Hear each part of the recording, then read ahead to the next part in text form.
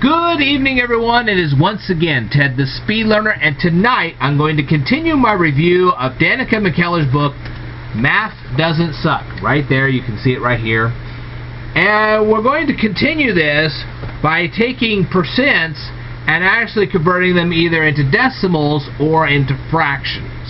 Okay, but before I do, I wanted to let you guys know that I have 5 Kindle books on Amazon Kindle. If you ever want to buy any of them, feel free to contact me. I'll send you links to them. That way you can buy them. I also wanted to let you know that there are little cards up on this video. If you click it, you can go see the next video in the series.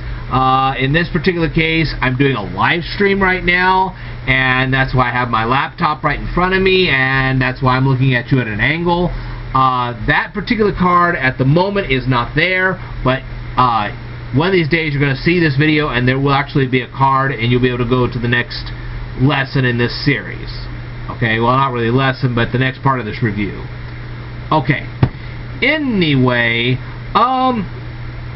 let me tell you, the first thing I'll say about this, and this talks about the whole book here.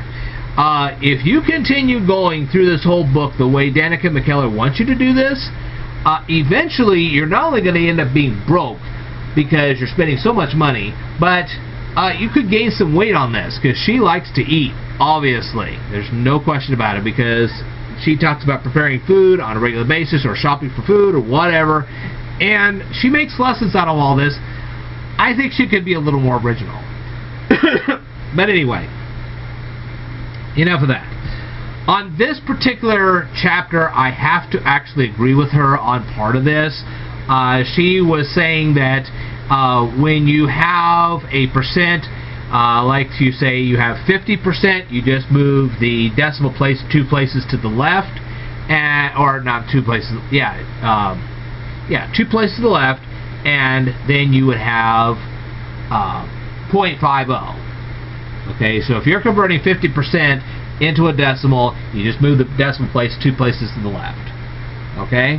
And she is also right on saying that if you wanted to create a fraction and you want to turn the percent into a fraction, you can have, say you're doing 50%. You would take the 50, you would make that the numerator of the fraction. You would take the denominator, and the denominator would always be 100, so you have 50 over 100, and then you just divide down from there, and that would become 1/2. So I really have to agree with all that. That to me is not a problem in the book. Alright, and she goes on and goes on, and we're not going to go on with what she goes on with. I could, but I'm not going to. But what happens if you're trying to find more than 100% of an item? What do you do then? She doesn't mention this in the book. In this chapter, you will not find any part of this which explains what you're supposed to do if you have a problem with something that you're trying to find more than 100% of. Okay? Haven't you ever heard the phrase, give it your 110% best? That happens in real math. And you'll have real math problems where they'll say, we want you to find 125% of something, or 150% of something, or 250% of something. How are you supposed to do that if you've never been taught how to do that? And this chapter clearly does not mention this at all. We're going to teach you right here and right now. And I just happen to have my trusty little,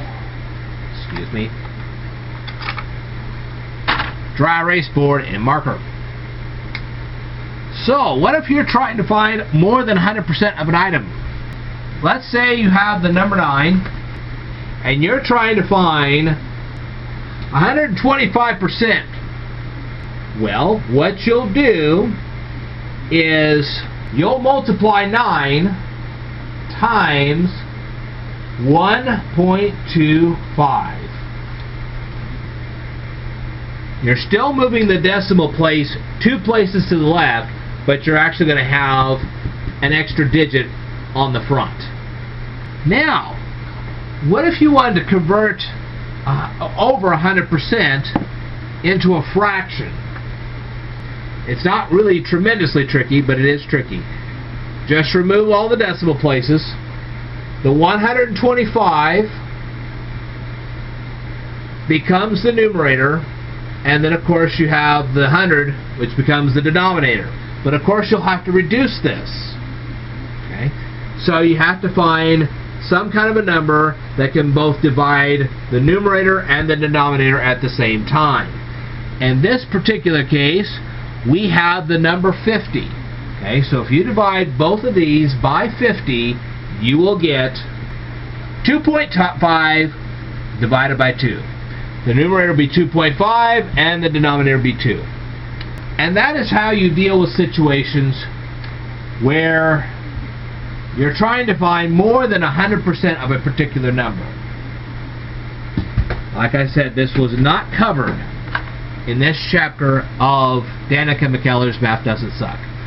I'm sorry this particular video was a little short, but like I said, most of what she said in there I agree with, and so therefore I said, well, you know, no big deal. But I did want to cover what you would do if you had to find more than 100% of a number.